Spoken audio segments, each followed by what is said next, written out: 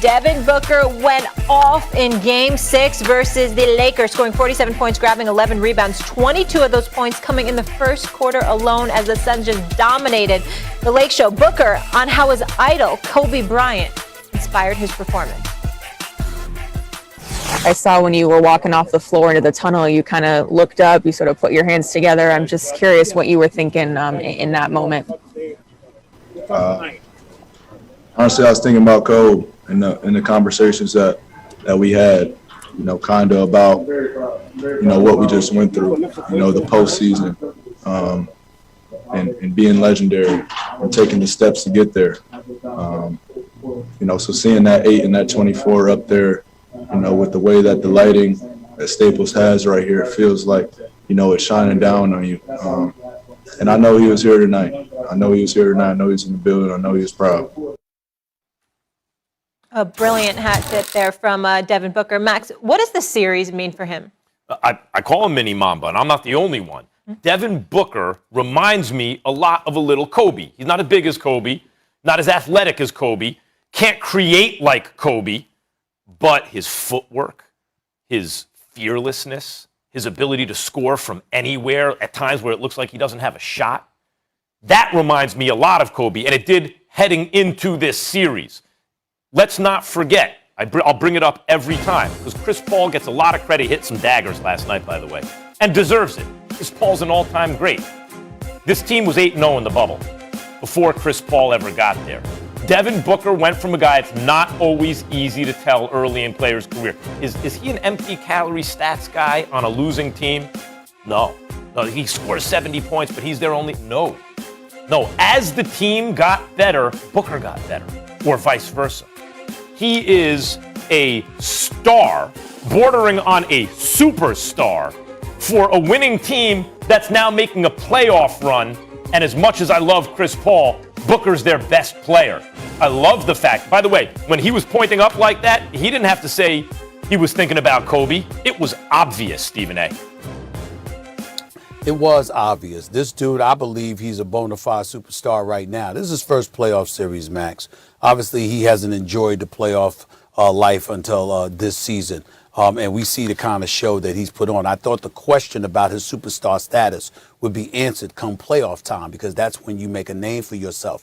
And he has shown that what you've seen in terms of him being a career 23-point per game scorer on 45% shooting from the field, 35% from three-point range. This dude has averaged at least 22 points a game over the last 5 seasons as the number one scoring option for the Phoenix Suns. So you're waiting for the playoffs to arrive to see what you're going to get from him. Is it going to be a different Devin Booker? Is he going to be somebody that takes a step back and wilts beneath the pressure? Or will he rise to the occasion? And sure enough, he most certainly did. And in Kobe's house, the Staples Center, to close out the Los Angeles Lakers, he dropped 47. And then what does he do?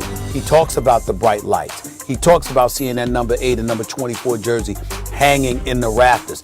He, not one of the Lakers, but him, talked about what an inspiration it was for him to be playing in that building and doing the kind of things that he was doing.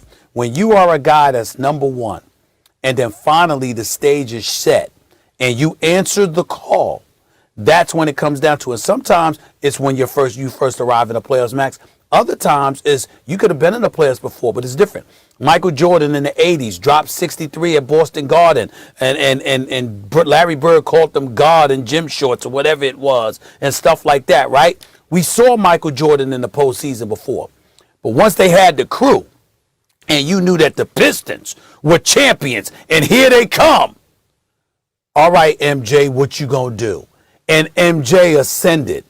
And it was the people around him who didn't answer the call, the migraine headaches and all of this other stuff before Scottie Pippen ultimately became one of the 50 greatest players in NBA history. I'm just saying, it's moments that define who you are. And I think last night was Devin Booker's moment. And by the way, who he is. I talked about how he's like Kobe, but not as big, not quite as athletic, can't create well, shoots even better. I don't know. We'll see if he's as great a bad shot maker when it matters most over time. But he can shoot the lights out. But I'll say this about whether or not he's a superstar, Stephen A. He may be on his way, and I'm very high on him.